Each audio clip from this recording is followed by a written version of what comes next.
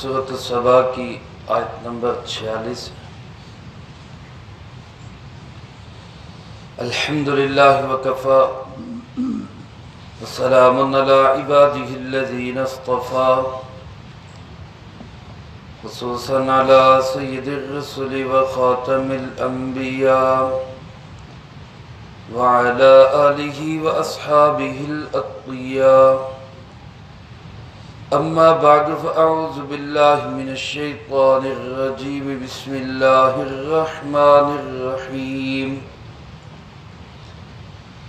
قل انما اعظکم بواحدہ ان تقوموا للہ مثنی وفرادا ثم تتفکروا ما بصاحبکم من جنہ ان هو الا نذیر لکم بین یدی عذاب شدید قل ما سألتکم من اجر فهو لکم ان اجری الا علی اللہ وهو على كل شيء شهيد قل إن ربي يقذف بالحق علام الغيوب قل جاء الحق وما يبدئ الباطل وما يعيد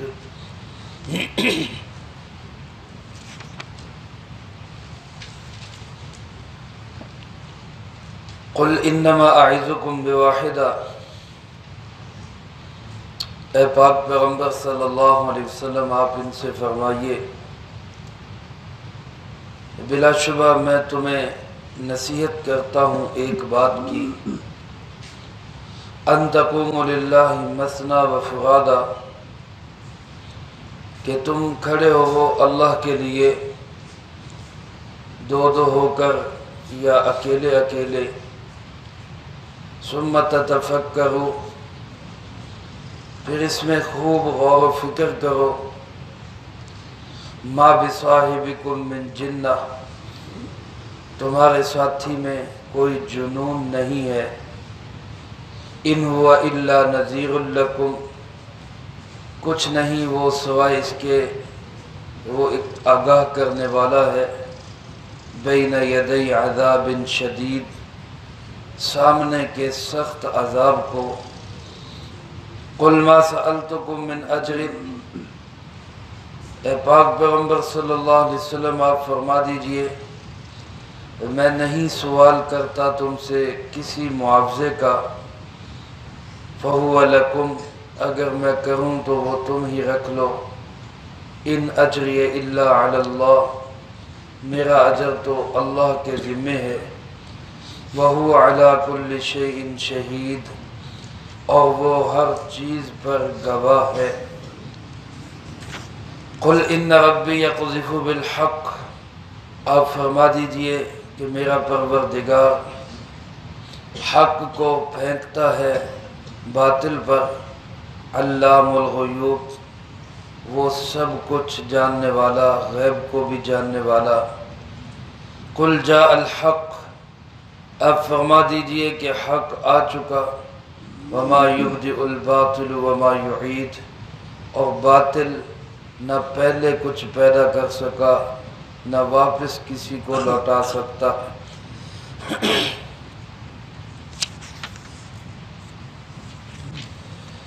سورۃ سبا کا آخری رکوع ہے اس رکوع میں اللہ رب العالمین نے پیارے آقا جناب محمد کریم خاتم النبیین صلی اللہ علیہ وسلم کو فرمایا آپ ان سے چند باتیں کہیں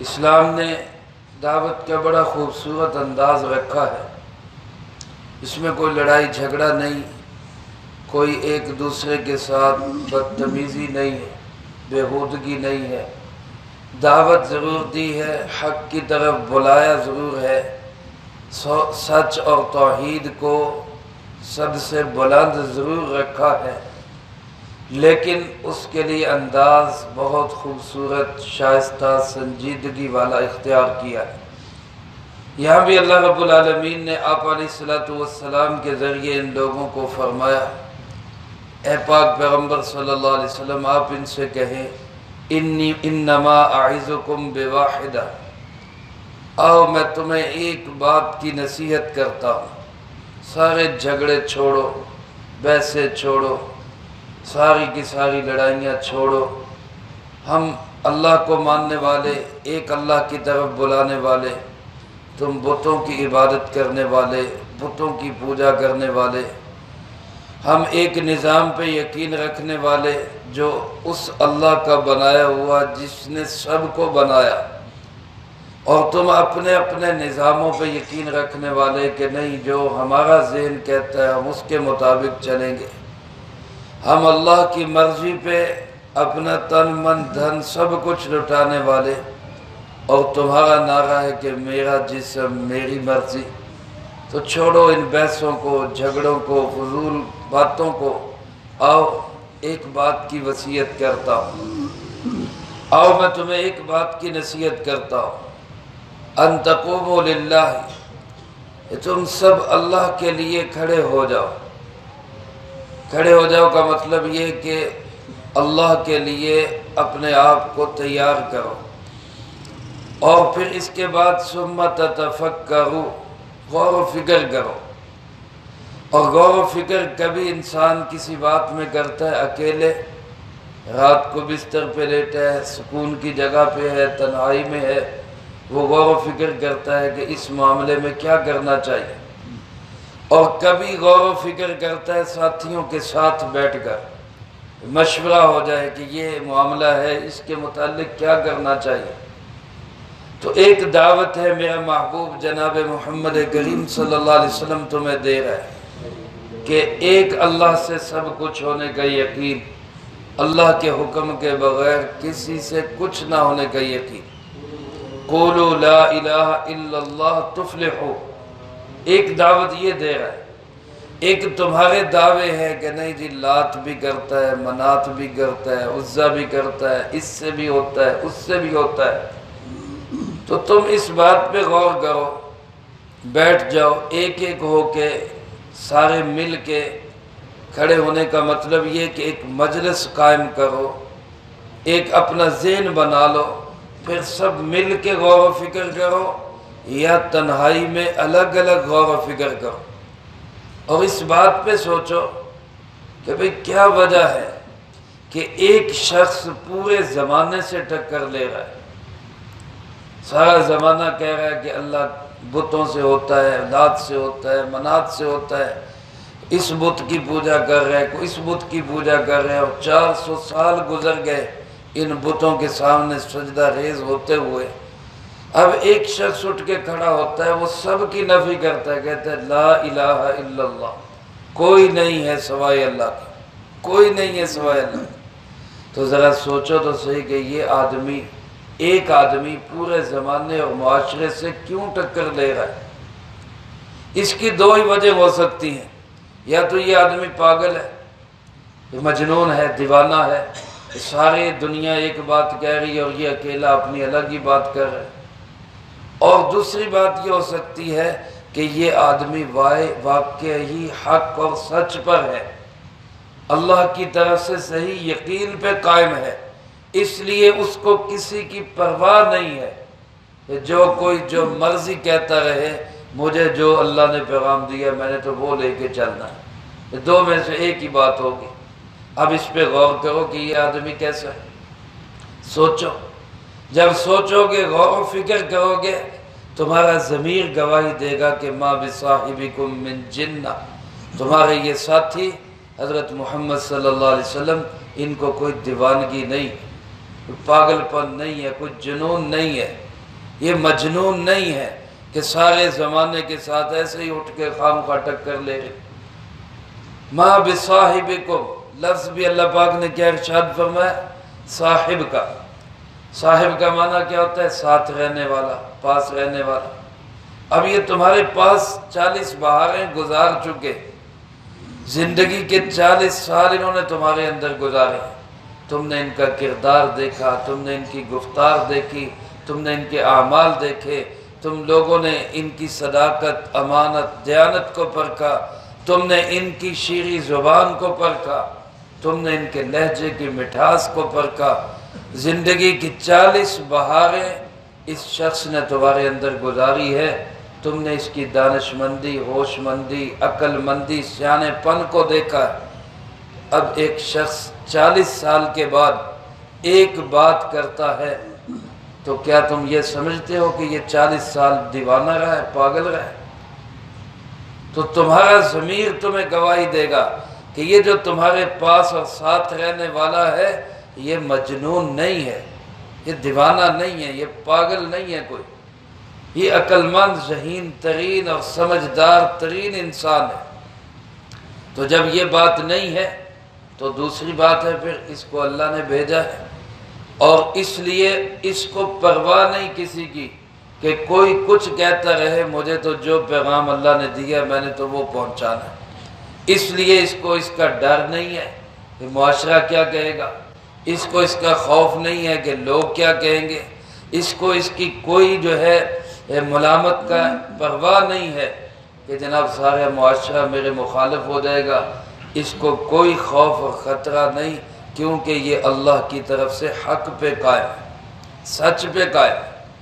تو اس لیے جب یہ ہے ہی حقیقت تو سمجھ جاؤ کہ ان ہوا الا نذیر لکم، یہ آدمی ایک واقعتاً نذیر ہے تمہارے لیے۔ یہ شخص حضرت محمد صلی اللہ علیہ وسلم یہ اللہ کی طرف سے واقعتاً نذیر بن کے آئے ہیں، اور نذیر کا معنی کیا؟ ڈرانے والے، خبردار کرنے والے، آگاہ کرنے والے، نوٹس دینے والے۔ کس بات سے ڈرا رہے ہیں؟ بین یدی عذاب شدید، یہ تمہارے سامنے سخت ترین عذاب کھڑا ہے، بچ جاؤ اس سے، یہ سامنے کھڑا ہے عذاب۔ میرے محترم دوستو، اللہ کے نبی علیہ السلام ان کی مثال ایسی ہوتی ہے جیسے کوئی آنکھوں والا ہو، اور امتیوں کی مثال ایسے ہوتی ہے جیسے اندھے ہو۔ ہمیں قبر نظر نہیں آ رہی، قبر کے اندر کیا ہے، ہمیں جہنم نظر نہیں آ رہی، جہنم کے اندر کیا ہے، جنت کا کوئی پتہ نہیں اس کے اندر کیا ہے۔ رسول اللہ صلی اللہ علیہ وسلم کے سامنے یہ ایسے تھی چیزیں جیسے آپ اپنی حسی آنکھوں کے ساتھ ان کو دیکھ رہے ہیں۔ آج اگر ایک ڈاکٹر ہمیں کہتا ہے کہ جناب اس میں جراثیم ہے، اس کو ہاتھ نہ لگاؤ، اس کو جو ہے ایسے نہ کرو، یہ جراثیم ہے، تو ہم کیا کہتے ہیں؟ ہمیں کون سا نظر آتے ہیں، ہمیں کون سا نظر آتے ہیں۔ لیکن میرے دوستو، ہم نظر نہ آنے کے باوجود ڈاکٹر کی بات مانتے ہیں کہ وہ اس نے دیکھا ہوا ہے، وہ دیکھ کے بتا رہے ہیں، اس کا علم ہے، اس کا تجربہ ہے۔ اب آپ خود سوچیں بھی ڈاکٹر کا تجربہ زیادہ ہے یا رسول اللہ صلی اللہ علیہ وسلم کا تجربہ زیادہ ہے؟ اس کی نظر تو غلط ہو سکتی ہے، ڈاکٹر کا علم تو غلط ہو سکتا ہے، لیکن پیارے آقا جناب محمد کریم صلی اللہ علیہ وسلم کا علم تو غلط بھی نہیں ہو سکتا۔ آپ نے تو اپنی آنکھوں سے دیکھ کے ہمیں بتایا یہ سامنے عذاب کھڑا ہے، ہم کہہ رہے ہمیں تو نظر نہیں آتا، تو وہ آنکھوں والے بتا رہے ہیں ہم نابینا ہیں، ہم اندھے ہیں۔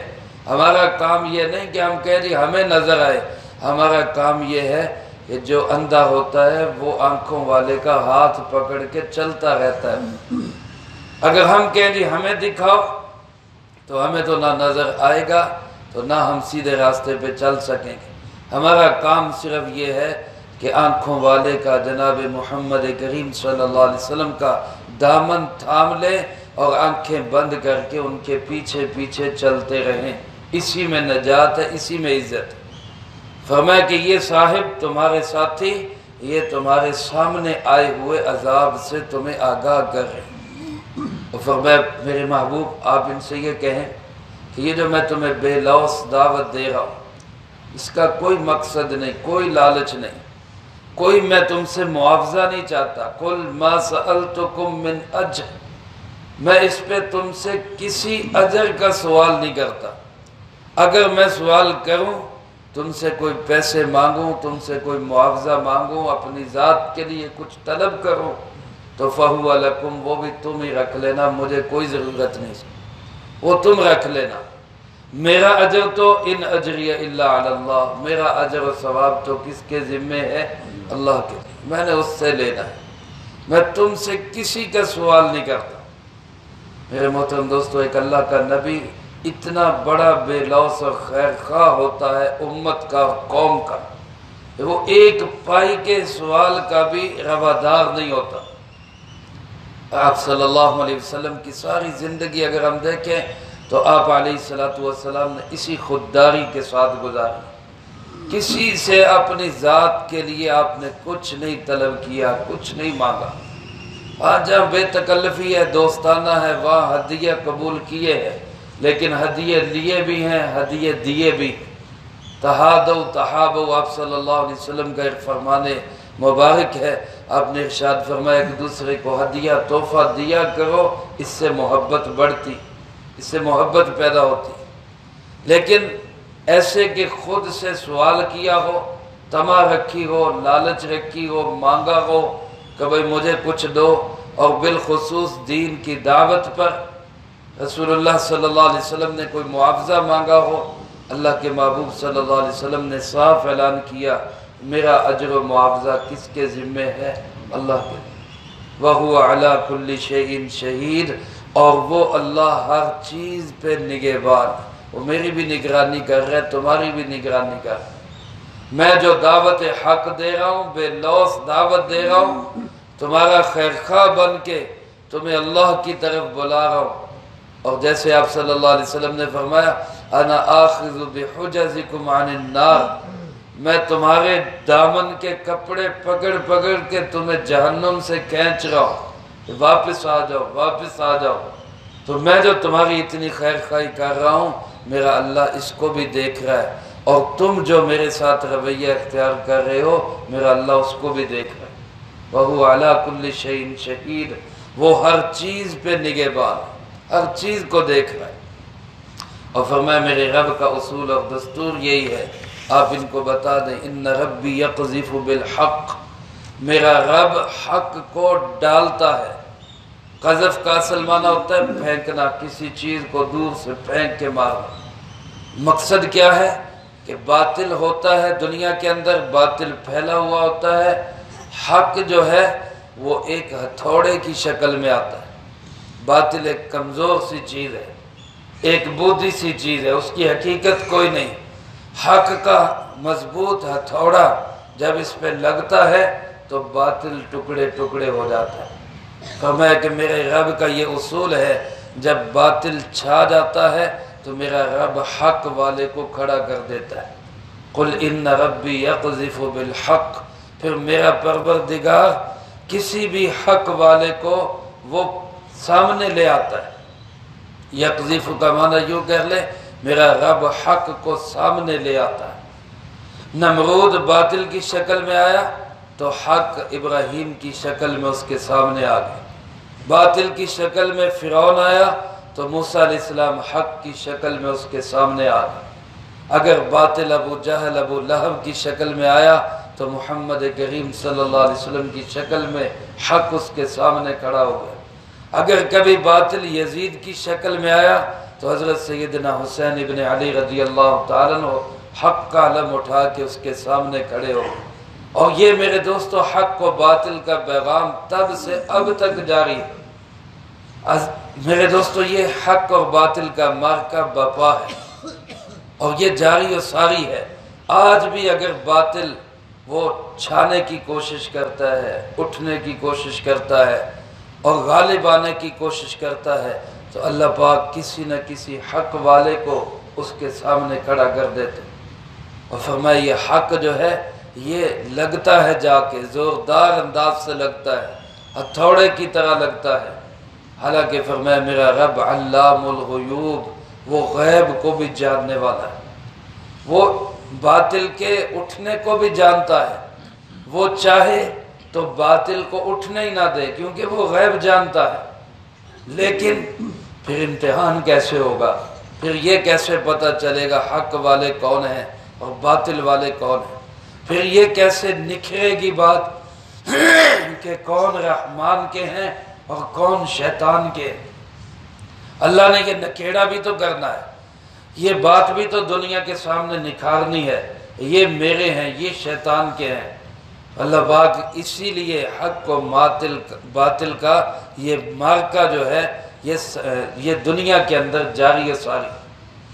اصل کشتی اور لڑائی رحمان اور شیطان کی ہے، اور دنگل میدان اس کے لیے یہ دنیا ہے، یہ دنیا دنگل ہے، اس میں یہ ساری کشتی چل رہی۔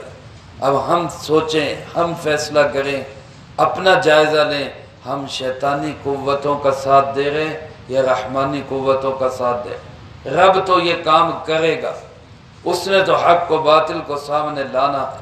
اور اللہ پاک فرماتے ہیں جاء الحق، حق آ چکا، حق آ چکا۔ جب نبی کریم صلی اللہ علیہ وسلم نے مکہ فتح کیا اور آپ بیت اللہ میں داخل ہوئے، بیت اللہ جو توحید کا مرکز ہے، اللہ کا گھر ہے، اس گھر کے اندر ان ظالموں نے بت رکھے ہوئے تھے اور ان کی پوجا کرتے۔ اللہ کے گھر کے اندر توحید کے مرکز کو شرک کا گڑھ بنا دیا ہوا تھا۔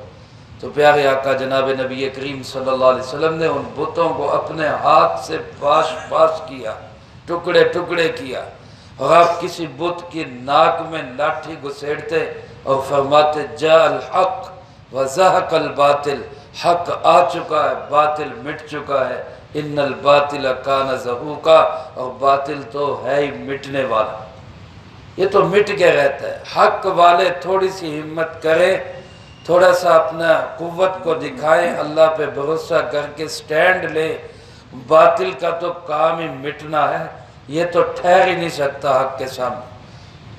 اللہ پاک فرماتے ہیں حق آ چکا، وما یبدئ الباطل وما یعید، اور یہ جو باطل ہے اس نے نہ تو کسی چیز کو پیدا کیا ہے، نہ یہ کسی چیز کو واپس لوٹا سکتا ہے۔ باطل نے پہلے بھی کچھ نہیں بنایا، دوبارہ بھی کچھ نہیں لوٹا سکتا۔ باطل کیا ہے؟ حق کی محنت کا نہ ہونا، یہ سب باطل ہے۔ جیسے دنیا کے اندر ایک زمین پہ اگر انسان محنت کرتا ہے، پھل پھول پودے اچھے باغات بنا لیتا ہے، تو زمین لہلانے لگتی ہے، خوشبوئیں دینے لگتی ہے، پھل پھول دینے لگتی ہے۔ لیکن اسی زمین کو انسان چھوڑ دے، کوئی کام نہ کرے، تو اس میں جھاڑیاں اگنے کے لیے، کانٹے اگنے کے لیے، گندگیاں پیدا ہونے کے لیے کوئی محنت نہیں کرنی پڑے، وہ خود بخود پیدا ہو جائے گی۔ تو حق کی محنت کا نہ ہونا یہی باطل ہے، لیکن جو ہی حق کی محنت شروع ہوگی باطل خود بخود مٹتا جائے گا۔ یا اس کو یوں سمجھ لیں جیسے اندھیرا چھایا ہوا ہو، اب اندھیرے کو لے کے کوئی بندہ کہے کہ جی میں اس اندھیرے کو جو ہے کلاشن کوف سے دور کروں گا، یا میں اس اندھیرے کو جو ہے وہ ڈنڈے سوٹے سے میں اس کو دور کروں گا، تو اندھیرا تو ایسے دور نہیں ہوتا۔ اندھیرا دور کرنے کا طریقہ کیا ہے؟ ایک شمع روشن کرو، ایک دیا سلائی جلاؤ، ایک چراغ روشن کرو، ایک چھوٹی سی لائٹ روشن کر دو، اندھیرا خود بخود چلا جاتا۔ تو باطل اندھیرا ہے، باطل اجاڑ ہے، باطل گندگیاں ہیں، حق آبادی ہے، حق خوشبو ہے، حق پھل ہے، حق روشنی ہے۔ حق کی محنت کا نہ ہونا یہی باطل ہے، باطل کا اپنا کوئی وجود نہیں۔ اس لیے میرے دوستو جب حق کی محنت ہوگی باطل خود بخود مٹتا چلا جائے گا۔ یہ حق کی محنت کے ہی تمام طریقے ہیں، یہ مدارس کی شکل میں، تبلیغ کی شکل میں، حق کو غالب کرنے کے لیے دینی محنت کی شکل میں، یہ جتنی شکلیں ہیں یہ سب حق کی محنت کی شکلیں۔ اللہ مجھے آپ کو سب کو حق کی محنت میں لگنے کی توفیق نصیب فرمائے، باطل کے تمام مکاریوں سازشوں سے اللہ ہماری حفاظت فرمائے، جو کہا سنا اس کو زندگی میں لا کے دوسروں تک پہنچانے کی توفیق عطا فرمائے۔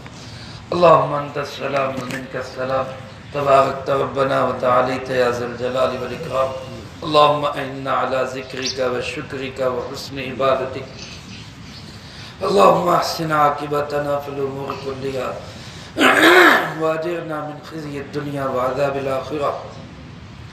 اللہم واقیتا کواقیت الولید، اللہم استر عوراتنا وآمن رواتنا، اللہم انا نجعلک فی نحورہم ونعوذ بک من شرورہم، اللهم اكفنا بحلالك عن حرامك وأغننا بفضلك عمن سواك.